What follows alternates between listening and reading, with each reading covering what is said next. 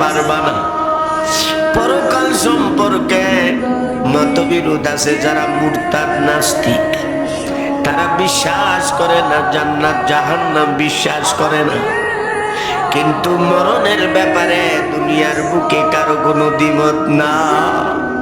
এই মরার ব্যাপারে দ্বিমত আছে? মরার ব্যাপারে দুনিয়ার বুকে কারো কোনো দ্বিমত নাই। আর আমার মাওলা বলেন, বান্দা তুমি যদি আল্লাহওয়ালা না হইয়া মৃত্যুবরণ করো, বান্দারে তোমার উপর এমন বিপদ, এমন গজব পতিত হইয়া যাবে, বান্দা তুমি সহ্য করতে পারবা না, পারবা না।